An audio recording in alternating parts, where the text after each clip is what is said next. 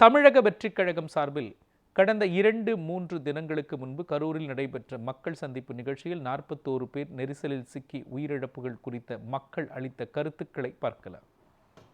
இப்போ அந்த கரூர் மாவட்டத்தில் நடந்த சம்பவம் தமிழ்நாட்டே ஒரு உழுக்கு ஒழுக்கிருச்சுப்பா.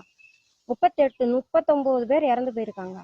அப்போ ஒரு வீடு நல்லா இருக்கணும்னா குடும்ப தலைவன் யாரு? கட்டுன கணவர். அவர் சரியா இருந்தால் அந்த குடும்பத்தை நடத்தி கொண்டு போகலாம்.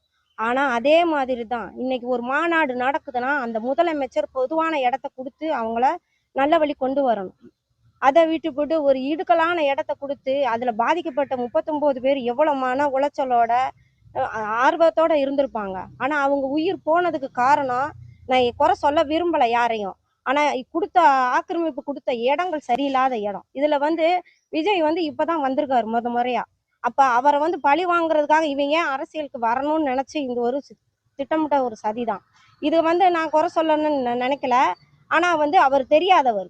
ஆனால் இவங்க எல்லாம் தெரிஞ்சவங்க என்ன செய்யணும்? சரி, வர்றவங்கள வழிகாட்டணும். அவங்க ஜெயிச்சு வராங்களோ வரலையோ அது அப்பாற்பட்ட விஷயம். ஆனால் இருந்தாலும் இது ரொம்ப வன்மையாக கண்டிக்கிறோம். ஏன்னா 39 உயிரை பணம் கொடுத்து நம்ம யாராலையும் மீட்ட முடியாது. இன்னைக்கு ஒரு குடும்பத்துக்கு பணம் இருந்தால் போதும்னு நினைக்கல, பணத்தை காட்டிலும் குடும்ப சந்தோஷம்னு ஒன்று வேணும். அந்த சந்தோஷம் இல்லை. ஒவ்வொரு குடும்பத்திலையும் எவ்வளோ பாதிக்கப்பட்டு அவங்க எவ்வளோ கஷ்டப்பட்டு இருந்திருப்பாங்க. ஒவ்வொரு குழந்தைகளும் என்ன நினச்சி வந்திருக்குங்க? விஜயை பார்க்கணும், நேரடியாக பார்க்கணும், பேசணும்னு வந்திருப்பாங்க. இல்லை, நேரடியாக பார்க்கதான் முடியல, அவர் பேசுகிறத பார்க்கணும்னு நினச்சி வந்தவங்களுக்கு இந்த கோர விபத்து நடந்து போச்சு. இது யாரோட தவறு? அரசாங்கத்தோடைய தவறு தான். திட்டமிட்ட ஒரு சதிதான் இது. இயற்கையாக நடந்ததெல்லாம் சொல்ல முடியாது. இப்ப சொன்னார்ல, அவரு ஆளுங்கட்சியில இருந்தாலும் அவர் தான் அமைச்சர், சும்மா இருந்தாலும் அமைச்சர். நான் திமுக மாவட்ட பிரதிநிதி தேனியில இல்லைன்னு நான் சொல்லல.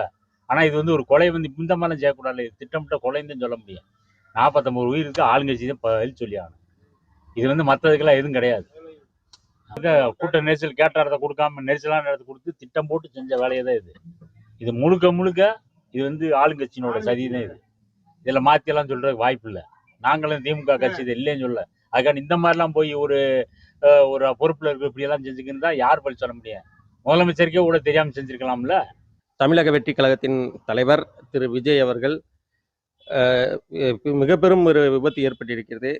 நடிகர் விஜய் அவர்கள் சொன்ன நேரத்துக்கு வராதனால தான் இந்த விபத்து நடைபெற்றது. இன்னொன்று என்னன்னு பார்த்தீங்கன்னா, இதற்கு முன்னாடி எதிர்க்கட்சி தலைவராக இருக்கக்கூடிய ஐயா எடப்பாடி அவர்கள் இதே இடத்துல தான் கூட்டம் போட்டாங்க. உச்சகட்ட நடிகர் அவருக்கு கூட்டம் வந்திருக்கு, சொன்ன டயத்துக்கு வராதனால ஒரு இவ்வளோ பெரிய விபத்து ஏற்படுத்திருக்கு.